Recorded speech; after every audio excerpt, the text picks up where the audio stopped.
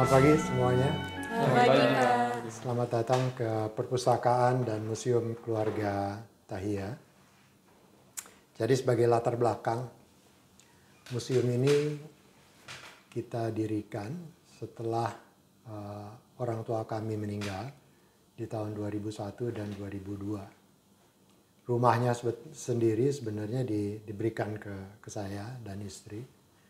Namun karena rumahnya sedemikian besar dan begitu banyak kenangan-kenangan yang menarik, kita memutuskan untuk dirubah saja dari rumah tinggal menjadi museum dan perpustakaan untuk mengenang jasa-jasa dari orang tua kami.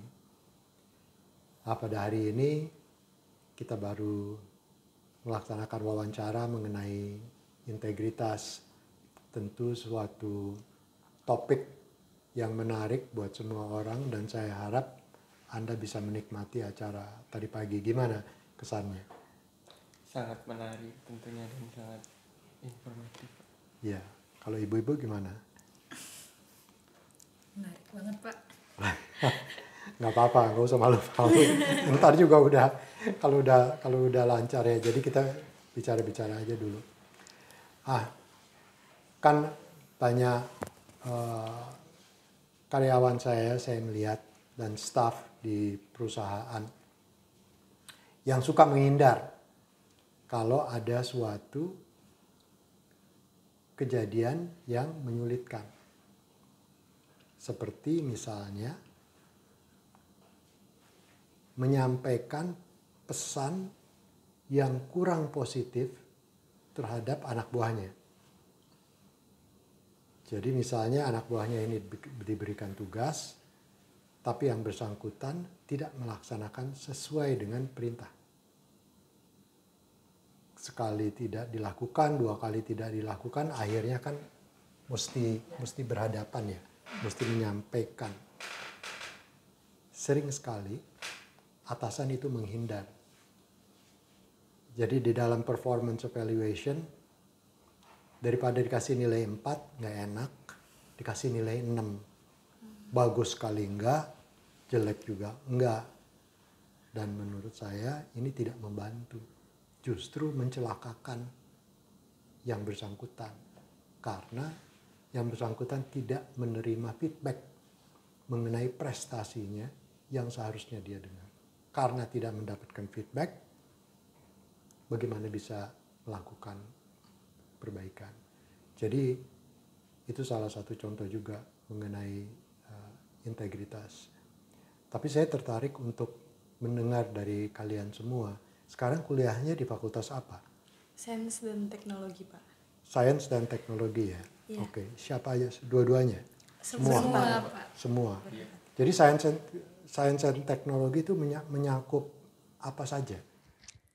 Di fakultas kami, di Sains Teknologi, kami di jurusan teknik pertambangan, Pak, khususnya. Oke. Jadi semuanya di pertambangan? Iya, betul, Pak. Kan sekarang ya, banyak sekali generasi muda concern terhadap lingkungan. Dan kadang-kadang tambang ini atau industri pertambangan dilihat agak negatif ya. Kenapa kok Anda berani dan mau belajar pertambangan? Jadi kalau saya sendiri membayangkan sebuah tambang itu memang pada awalnya saya juga mengira tambang itu negatif, Pak. Saya juga awalnya tidak mau di jurusan teknik pertambangan. Tapi karena satu dan lain hal, saya justru ingin mencobanya secara langsung di industri tersebut dan saya ingin membuat tambang itu menjadi sustainable. Oke. Ya, tambang yang ramah lingkungan dan bertanggung jawab. Seperti itu, Pak. Kalau saya sendiri, saya memang tahu sebelumnya kalau pertambangan itu memang merusak lingkungan gitu, Pak. Cuma kalau dulu saya punya guru SMA, dia bercerita kepada saya, bahwa semua yang ada di bumi ini memang diciptakan Tuhan untuk kita manfaatkan sebaik-baiknya. Dan tugas saya mungkin akan menciptakan perubahan tersebut gitu Pak. Nggak hanya merusak aja, kita memanfaatkan sebaik-baiknya bahan galian tersebut, entah batu bara, entah mineral, agar nantinya tuh menjadi sustainable gitu Pak. Ya, baik. Gimana yang lain-lain? Kalau saya lebih setuju pertambangan ini sebenarnya bukan merusak Pak, tapi lebih mengubah. Walaupun kita mengambil bahan galiannya, tapi kita bertanggung jawab dengan tentunya salah satunya reklamasi dan lain-lain, seperti bisa jadi taman rekreasi atau penanaman kembali. Jadi sebenarnya kita bertanggung jawab atas apa yang kita perbuat gitu Pak. Mungkin itu dari saya Pak. Ya.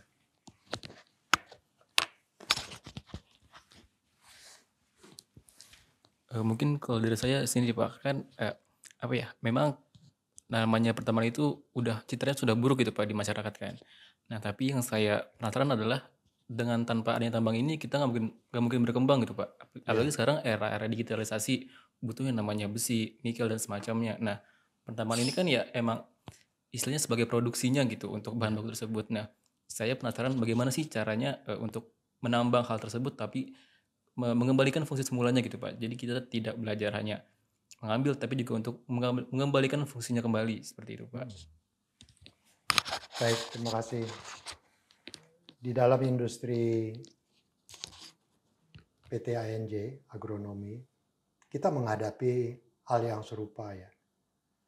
Dan kita harus menciptakan produk yang lebih sustainable seperti yang Anda sampaikan. Banyak hal yang kita lakukan untuk mencapai hal tersebut. Salah satunya adalah kita merubah kebiasaan menggunakan pupuk inorganik menjadi pupuk organik. Sehingga tandan buah kosong dari kelapa sawit yang dulu dikembalikan ke kebun begitu saja, sekarang diolah dan dijadikan kompos. Dan kemudian kita mencampur pupuk inorganik dengan komposnya dan dimasukkan ke dalam karung-karung seberat 25 kg, itu yang kita tempatkan di setiap pokok kelapa sawit. Dan di dalam karungnya pun, karungnya bukan sembarang karung, tapi yang terbuat dari tapioka, jadi akan hilang sendiri dalam waktu 12 bulan. Memang pengaruh perubahan iklim juga kita rasakan, temperatur semakin tinggi, sehingga polinasi yang biasanya sangat penting kan untuk menciptakan buah di pohon, polinasi itu dilakukan oleh suatu insek, serangga. Ya. Dengan temperaturnya meningkat, serangganya malas kerja. Biasanya dia mulai dari jam 8 sampai jam 4 sore, jam aktivitasnya berkurang karena temperaturnya begitu tinggi sekarang.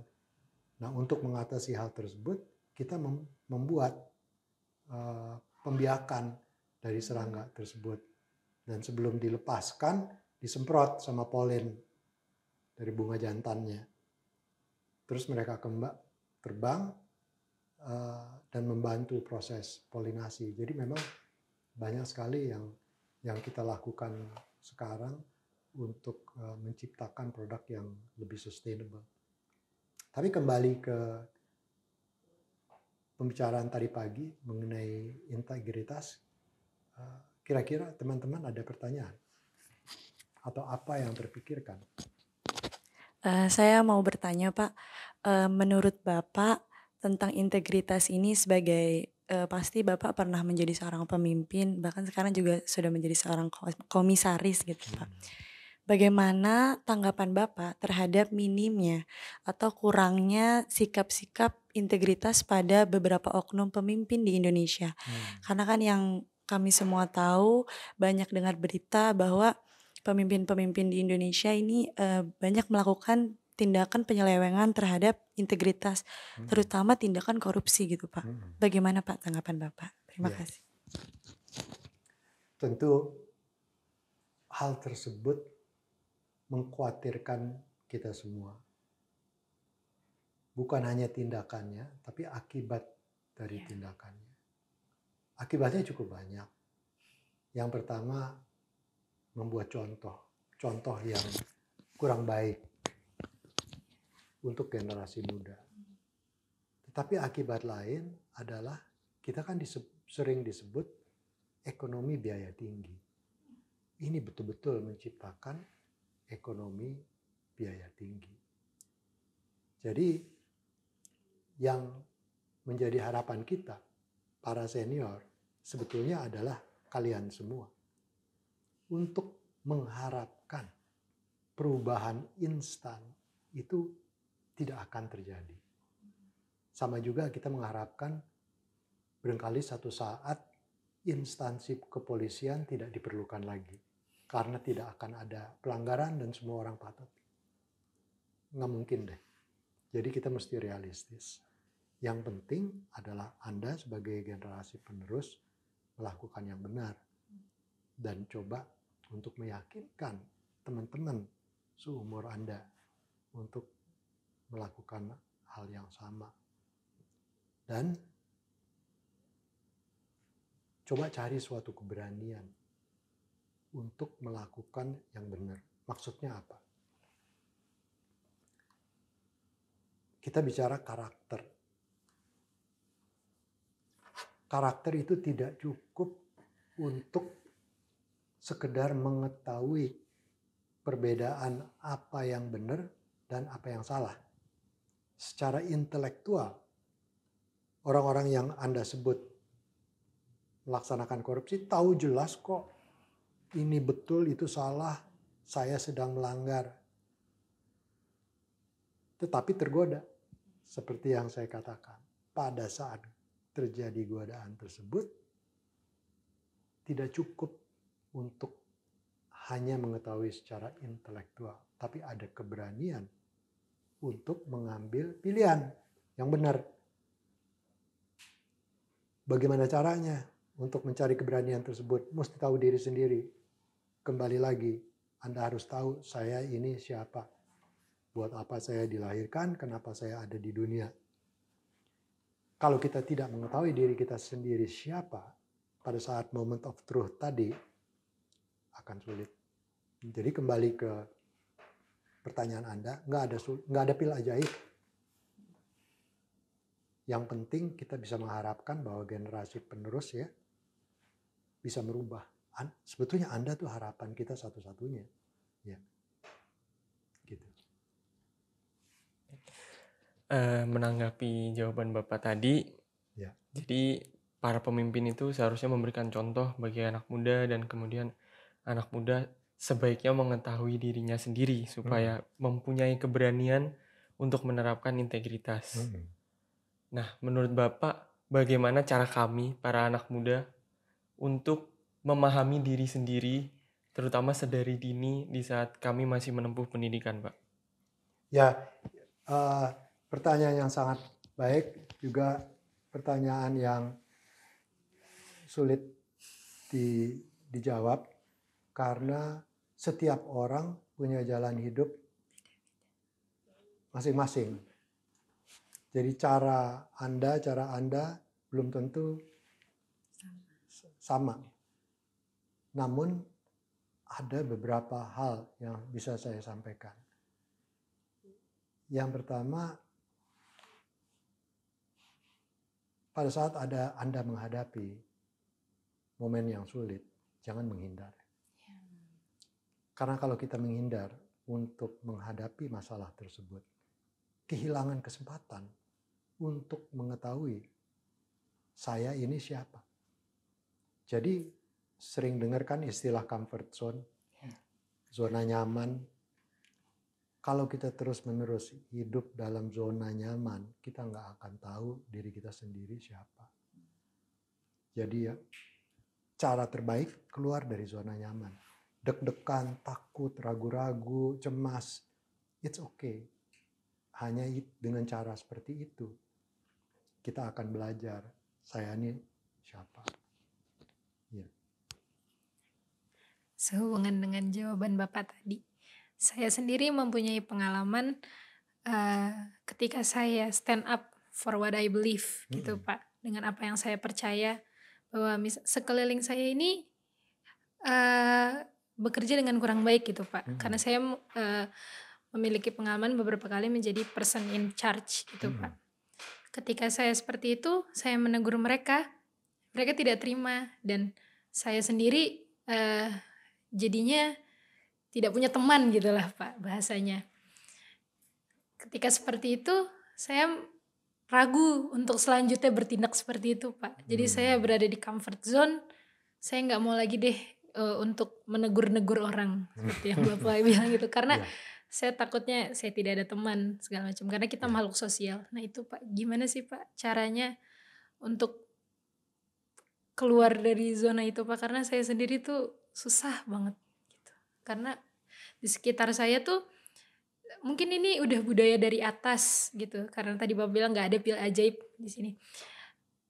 Tingkat ketidakjujuran dan integritas yang rendah itu udah sistemis Pak di Indonesia, udah dari atas sampai bawah, bahkan mungkin tingkat pelajar aja saling contek-mencontek, itu saling melindungi udah biasa gitu. Jadi pertanyaannya Jadi pertanyaannya gimana caranya keluar dari zona nyaman itu Pak? Maksudnya nyaman, maksudnya tuh berani menjadi beda sendiri. Oke. Jadi kan Anda melihat ada suatu hal di mana teman-teman tidak melaksanakan tugasnya sebagai mana diharapkan. Ada dua pilihan kan, ditegur atau tidak ditegur, ya. Cara yang mudah tidak ditegur. Tapi saya mau bertanya, apakah Anda merasa terganggu enggak kalau Anda tidak menegur dan membiarkan dengan pembiaran tersebut? Terganggu sekali. Terganggu. Terus kalau Anda melaksanakan, terganggu juga? Terganggu. Jadi kalau saya melaksanakan, terganggunya itu sama yang bawah gitu. Yeah. Kalau saya tidak melaksanakan, saya terganggu oleh atas gitu Pak. Misalkan terganggu oleh atas gitu Pak. Misalkan halayak umum gitu. Iya, iya. Memang ada konsekuensi dari kita berbuat atau kita tidak berbuat. Ujung-ujungnya kamu lebih terganggu kalau tidak menegur atau lebih terganggu kalau menegur. Ujiannya itu kalau malam tidur nyenyak apa enggak? Terganggu enggak hati nurani kita? Biasanya kalau Anda melaksanakan sesuatu yang benar, meskipun nggak populer, tapi dengan hati nurani, nyaman. Sedangkan kalau kita memilih untuk tidak, dan kita melakukan pembiaran, kita terganggu terus-menerus. Kalau yang saya lihat seperti itu. Saya pernah ada pengalaman salah satu karyawati kita dipaksa oleh atasannya untuk membuat pelaporan yang palsu. Nah, si karyawati ini ada pilihan. Melaksanakan apa yang diminta oleh atasannya atau menolak. Kalau menolak, risikonya bisa aja dipecat atau bisa dikasih teguran. Tapi si karyawati ini luar biasa beraninya. Dia menemukan keberanian. Dan saya yakin itu karena dia mengetahui dirinya sendiri seperti apa. Mungkin, saya tidak tahu, mungkin dia merasa bahwa hati nuraninya akan terganggu kalau dia melaksanakan hal yang diminta oleh atasannya. Akhirnya dia menolak, bukan hanya menolak, tapi juga melaporkan permintaan tersebut. Sehingga akhirnya kita mengetahui hal tersebut dan kita tuntaskan. Ya. Mungkin saya izin bertanya Pak ya. Ya, kan anak muda ini sangat berkaitan dengan pergaulan gitu Pak. Ya. Nah pergaulan ini kan kadang membawa kita ke hal baik, juga kadang membawa kita ke hal buruk gitu Pak. Nah saya ingin bertanya nih Pak, Bapak ada nggak kiat-kiat nih untuk anak muda dalam agar dapat menjaga integritas mereka di tengah-tengah pergaulan yang saat ini tuh kan sangat gencar dengan teknologi, dengan media sosial gitu. Jadi tetap berintegritas walaupun di pergaulan yang sangat bergejolak gitu Pak. Iya. Agak susah untuk saya menjawab karena saya tidak aktif di dalam media sosial.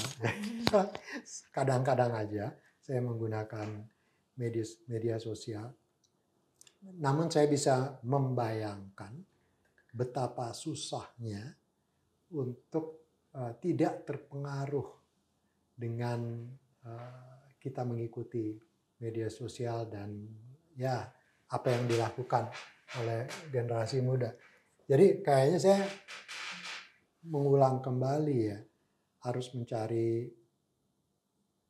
cara untuk mengenal jati diri sendiri. Karena barangkali metodenya berbeda, tetapi substansi masalahnya itu sama. Kembali lagi ke saya siapa. Tapi bagaimana caranya Anda untuk menolak, untuk menghiraukan, tidak menghiraukan suara dari media sosial, saya tidak bisa memberi jawaban. Ya. Baik Pak, saya izin menanggapi sekaligus memberi pertanyaan. Berkaitan dengan media sosial nih Pak. Karena sekarang mungkin anak muda cenderung lebih aktif di media sosial, kemudian di dunia maya intinya ya Pak, dibandingkan dengan membaca buku Pak. Ya, jadi ibarat kata sekarang anak muda tingkat literaturnya yang apa ya, yang lebih pasti gitu. Kalau di media sosial kan banyak informasi yang rancu ya Pak. Jadi kalau dibandingkan dengan membaca buku yang lebih pasti ya, karena dari penulisnya sendiri itu menulis pengalaman-pengalamannya ataupun teori-teori yang bisa kita terapkan dengan baik gitu. Menurut Bapak ada nggak sih buku yang bisa kita baca supaya bisa mencontoh untuk melakukan integritas?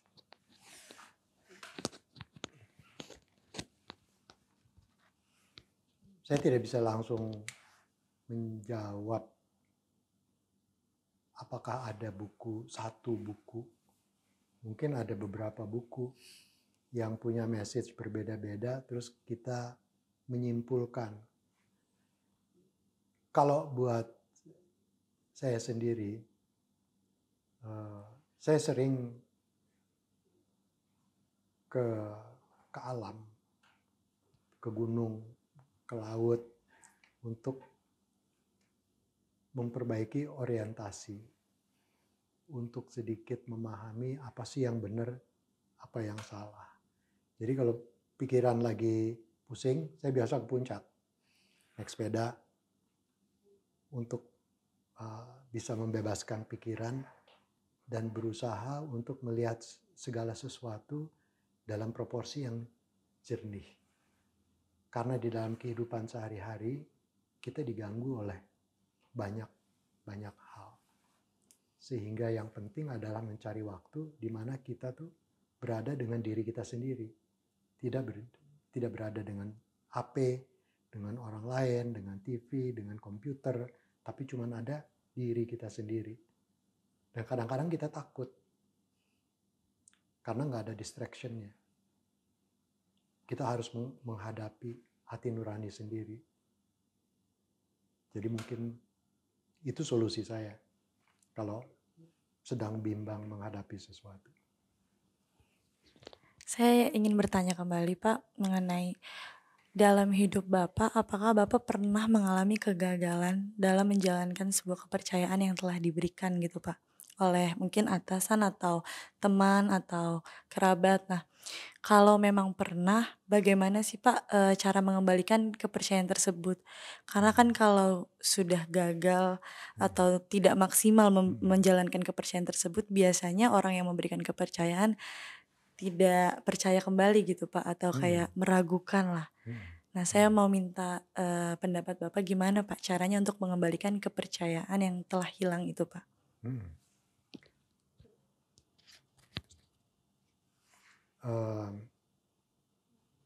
Kita harus jujur terhadap diri kita sendiri mulai dari situ dulu, bahwa kita telah melakukan suatu kesalahan. Kita harus yakin bahwa itu memang suatu kesalahan. Kita harus cukup memiliki kerendahan hati untuk mengakui bahwa saya telah melakukan suatu kesalahan. Lalu, perlu keberanian untuk menghadapi orang yang memberikan tadi kepercayaan. Apakah yang bersangkutan akan menerima atau tidak, kita nggak tahu. Tetapi paling tidak, perbuatan kita, tindakan kita untuk mohon maaf, itu juga akan menyembuhkan luka dalam diri kita sendiri. Karena yang luka bukan cuma dia kan, kita juga mengalami luka batin kalau kita melakukan hal tersebut. Nah kalau kita tidak minta maaf, nggak selesai masalahnya. Jadi gimana teman-teman, kira-kira terjawab pertanyaan-pertanyaannya atau pemikirannya? Dari saya sangat terjawab, Pak. Dan sharing-sharing ini juga memberikan saya banyak ilmu-ilmu baru dan yang bisa saya terapkan ke depannya. Kalau dari yang lain, apa ada? Kalau dari saya sangat bermanfaat sekali gitu Pak. Saya sudah mendapatkan ilmu-ilmu baru yang mungkin bisa saya terapkan, mungkin nggak sekarang, tapi mungkin 5 atau 10 tahun ke depannya gitu Pak. Dan mungkin teman-teman yang menonton juga banyak banget mendapatkan ilmu baru gitu. Ya. Gitu aja sih Pak kalau dari saya. Baik, terima kasih banyak. Semuanya saya senang sekali ada kesempatan untuk bertatap muka dan berdiskusi dengan generasi muda. Anda adalah harapan kita ke depan. Terima kasih untuk meluangkan waktu hari ini untuk melaksanakan diskusi tersebut. Terima kasih juga Pak.